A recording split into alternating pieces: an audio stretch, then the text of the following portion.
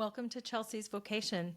I'm Chelsea, and because I've raised 2 children on the autism spectrum into adulthood, I can't help but smile when I recognize autism in another human, especially a child.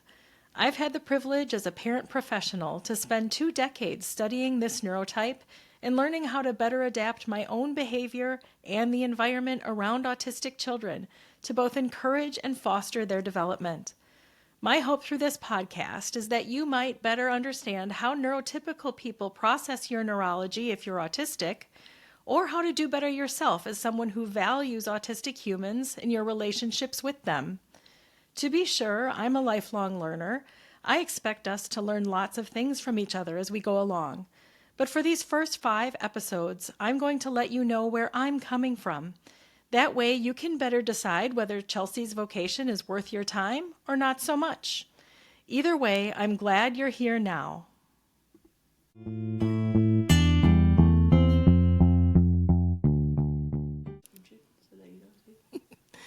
I managed to get through Justice's episode without crying, but I make no guarantees I can keep that streak going. This second-born child of mine has brought on all the tears. Happy ones when I learned we were having a girl, heartbroken ones when she was wheeled away for a surgery as a preschooler, frustrated ones as we limped through the puberty years, laughing ones from Noey's impeccable sense of comedic timing, and proud ones for all the many gifts she displays. Noey was born into a family already struggling. I was struggling with her big brother's developmental delays, a single-income household budget with so many corners cut off that it was round, and her dad's work grind that sometimes made me feel like a single parent. And when she was just 6 weeks old, 9/11 happened. Noey would say as she got older that her graduating class was just hit with sociological trauma after trauma from the year of their birth to becoming adults during the pandemic. There was no doubt, even in the midst of all the struggle, that Noey was wanted and loved. I remember when I was pregnant with her, God brought to mind the word loving kindness in the Old Testament of the Bible. And with loving kindness, she's been raised. Noey has preferred pronouns of they, them, their. This developed when Noey was 18 years of age, and so I may refer to old pronouns of she, her, hers when referring to young Noey, but when we get to grown-up Noey, switch back to preferred pronouns of they, them, their. I appreciate the grace that Noey extends to me when I use the wrong pronouns, but we're going to give it a go here. To set this episode up a little bit, I had some questions in mind that I wanted to ask Noey. I made sure that I put these questions out for Noey's review, consideration, and approval. We have 4 questions that Noey has thought about, but we just kind of wanted to have a dialogue today. So that's what we're going to try our best to do. And if we get some extra goodies in there, all the better. By the way, if you go back to the first episode, you'll get a little bit more about how we got from being pregnant with Noey into Noey's early childhood years. In that first episode, you'll learn that Noey was diagnosed officially at 3 years, 4 months. What advantages, if any, were there to your early diagnosis of autism and ADHD? I'll be completely honest, I really didn't notice the advantages until I got to college, right after high school graduation, when a bunch of my friends would come up to me and be like, either, hey, what does ADHD or autism feel like to you, because I think I might have it. At that point, I truly realized how blessed I was to be able to be diagnosed so early, because there's so many kids out there that went through all of elementary, middle, high school, kind of wondering why they didn't get the memo of just living life, of socializing, and they really didn't get that closure until they were diagnosed with it in adulthood. So I'm just super thankful that I was able to have an answer to those questions at such a young age. I'm super grateful for that, to be real honest. Even when I was putting these questions together, I thought, Noey probably wouldn't have been diagnosed as young as you were if you didn't have a big brother who had already been diagnosed. So I always kind of wondered, especially since there's such an explosion lately of late diagnosed females. So I'm glad. Okay, another question. Talk about your perception or your willingness to identify with autism over your lifetime. I definitely went through ups and downs, more so with autism than I did with ADHD. I remember in elementary school, my mom started doing the nonprofit, and I remember I was like shouting to the rooftops that, like, hey, I'm autistic, hey, I have ADHD. As I was doing that, more so towards the end of elementary school, I kind of realized that for my class, it was off putting in a sense. Because at that time I was in special ed, and this is the early 2000s. We have a much more progressive and much more inclusive outlook on special ed. But in that time, it was special education equals you're dumb, equals you're crazy, equals you're weird. I was kind of put in that bubble, I realized, near the end of fourth grade, fifth grade. I remember going into middle school and trying to move closer to the idea of what normal or neurotypical looked like to me. And that was becoming teacher's pet, trying to be myself. For one reason or another, that was somehow even worse than special ed kid. But also, middle schoolers are mean. In middle school, I definitely tried to avoid any saying of I am autistic or I have ADHD, because for me, I was still in that mindset of autism equals you're weird. I remember we once said, like, I don't have autism, but fun fact, I do.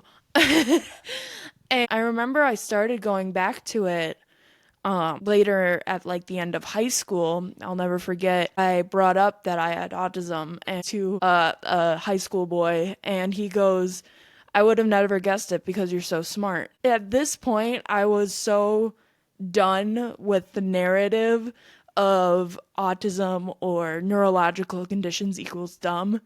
And I honestly started, I think out of spite, just being like, I am autistic because it's just neurological, it's just different, and there's nothing to be ashamed of with that. I'm definitely way more comfortable with it.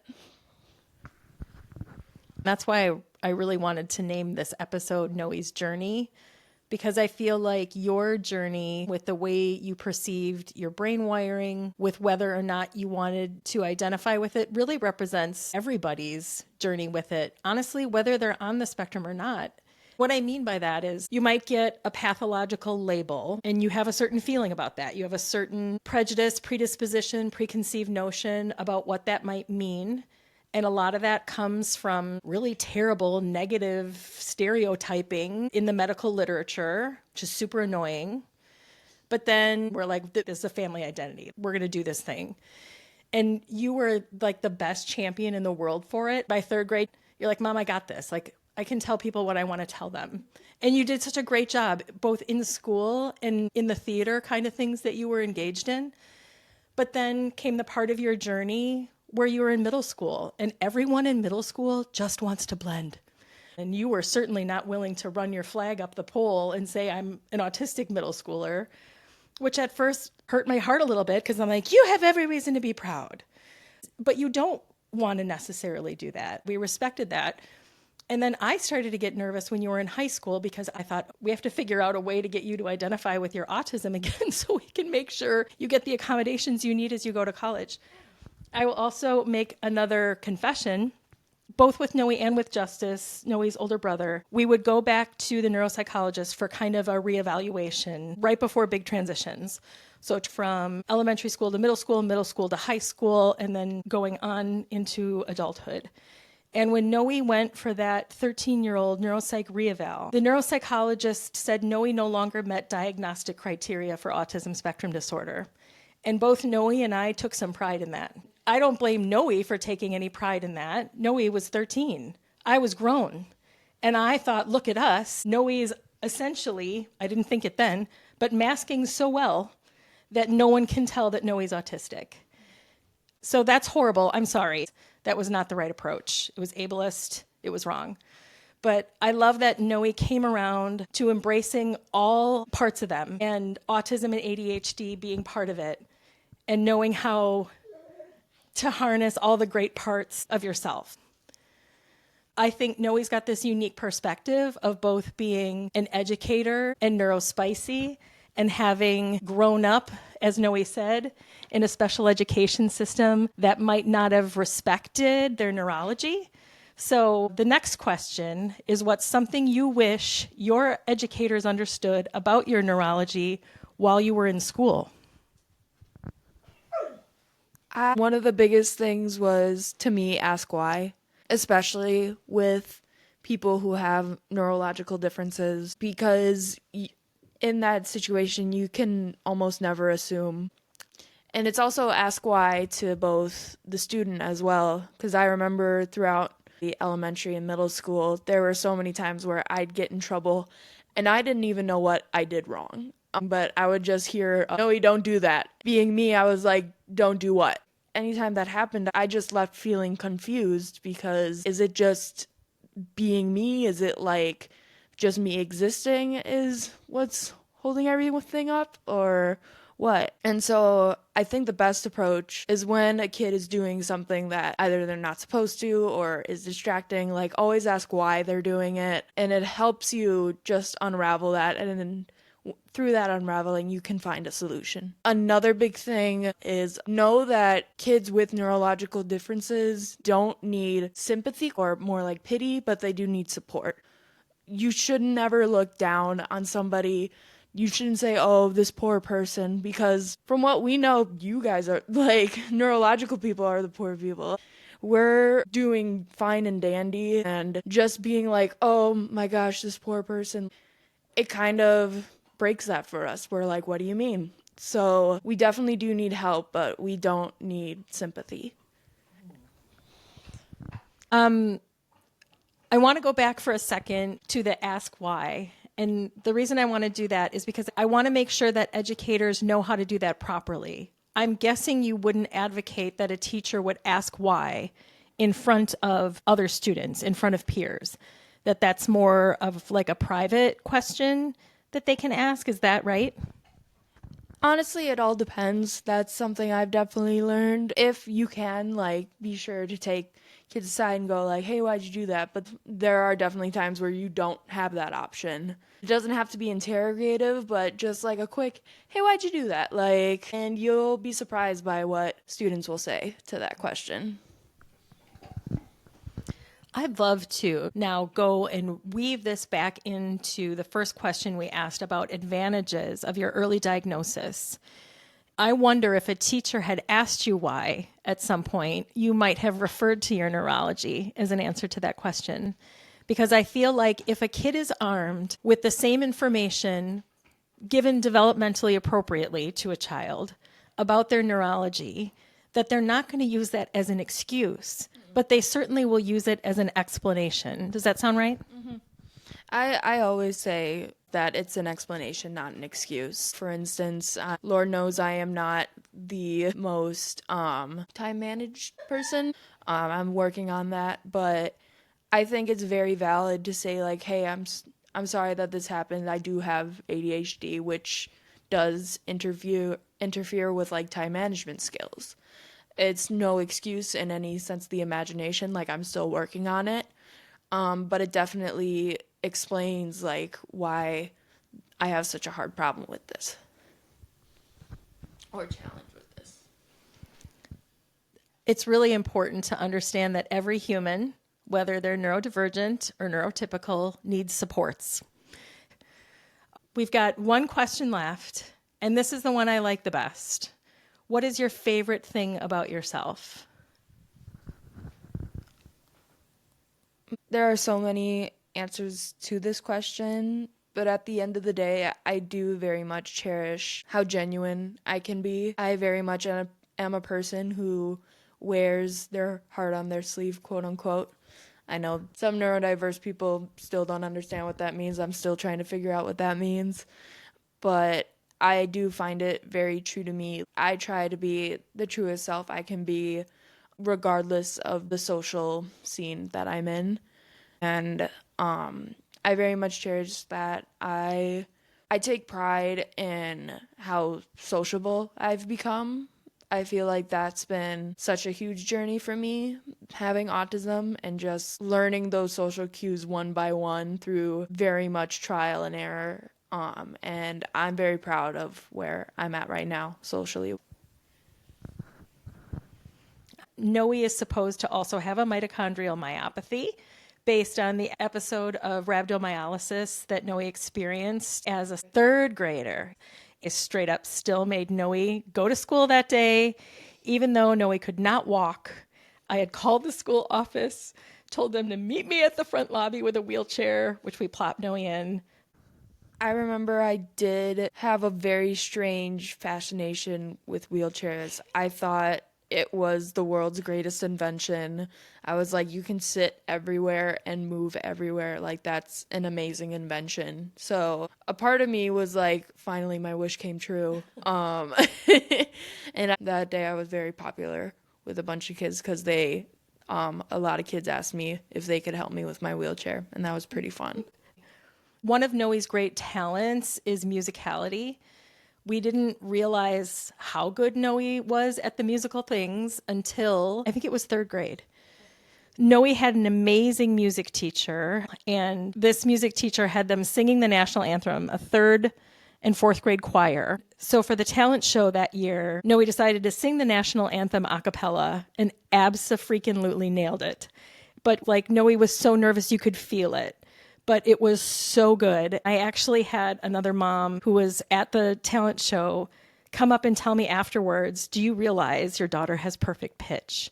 And I had no idea what that meant because I'm not in the music space. And so I talked to the music teacher, and then Noey started private lessons for voice and eventually got into musical theater things, which played really well into Noey's sense of drama and comedic timing. So to be real honest, when Noey woke up that morning and said she couldn't walk, I was kind of convinced that Noey was acting because Noey was a real good actor. So that's why I sent Noey to school, just in case it was all an act, which it turned out it wasn't, which made me feel a little bit bad later, but again, turned out to be okay. Noey has an amazing memory, which made all the drama things great because Noey not only memorized their own part, but also everybody else's part. So if anyone was sick or couldn't jump in or forgot a line, Noey was all over it. The way it kind of fell apart when it came to musical theater is like Noey would pass the first round of the auditions, get the callback, which was usually a dance situation. And that's where it kind of fell apart for Noey. The autism part of like the gross motor coordination kicked in, and it just didn't work real well, the dancing part. So for all of like the music competitions, Noey was competing against high school seniors as a 7th grader, and just slayed it the whole time. So if you ever had a chance to hear Noey sing, highly recommend. And then that like parlayed into playing the cello. And then you got a guitar, taught yourself how to play that, even gave some lessons to small children learning to play guitar. And then you learned I played saxophone. So you picked that up. And then you started with, ukulele, taught yourself that. Then it was the ocarina. So anyway, Noey's just got incredible musical talent and then went to college and majored in music and is quite a composer, which is so cool because Noey also can do animation. So, hello. I want to talk about a couple other things that make Noey amazing. You don't really want to compare kids in the same family because that doesn't make any sense. However, having 2 kids on the spectrum who were so different from one another benefited me in a lot of ways because I could apply what Noey was saying about their neurology, not only to Justice, but also to every other neurodivergent human I met in my career. Because Noey was so self-aware and remains so self-aware that Noey can explain things to me in a way that makes sense. And not to say that Noey's talking for an entire population, because it's not a monolith. And I don't take everything that Noey says and apply it to everyone. But it gives me something really to think about. The first thing that Noey helped explain to me was self-stimulating or self-regulatory behavior, which we often abbreviate as STIMs. Noey was a big stimmer, which was different than Justice. Justice's stims were more vocalizations and sound effects, whereas Noey had more of that stereotypic hand flapping. There was hand wringing, hand turning. Then Noey would kind of fix their gaze in a diagonal direction and hum.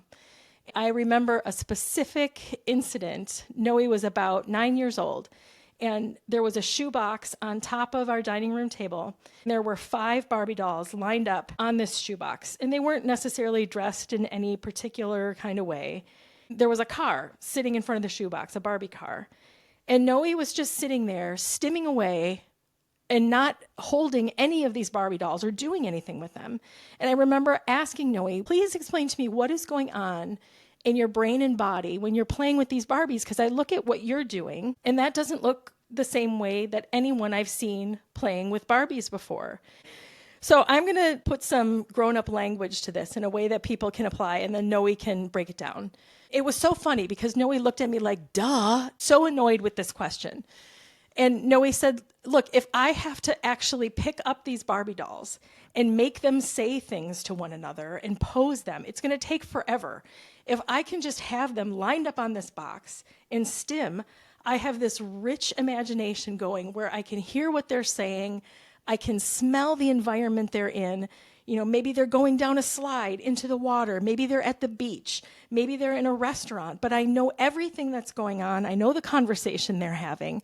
And I don't have to fuss with the dolls. They're just there kind of to be models for my imagination. That made me feel like a horrible human being, because up until this point, we would say things to Noe like quiet hands. But I realized, oh my gosh, every time I'm saying to this child or an educator is saying quiet hands, we are telling Noe to stop using your imagination. And that cut me to the core. I think another thing is that when I would do this, because I did this with all my toys, I would just place them right next to me as a kid and just stim. This would go on for probably I'd say a good hour, maybe 2. This wasn't like a 10-minute deal. At first, didn't think it was weird at all. I honestly thought the neurotypical way of posing, playing with them, I honestly thought it was dumb. The way I like to watch a lot of films, and that's why I got into animation, but my imagination kind of plays like that. As I would just look at these action figures or Barbies as reference, and I would just play an entire movie in my head, and the stimming would just help out with that. The science behind that, I don't know. Thank you, Noe, for being here today. I so appreciate everything that you've taught me and for your willingness to be vulnerable and authentic. It means a lot to me, and I'm hoping it means a lot to the people who are listening. Thanks for joining us today, and we hope to see you next time for the Me episode.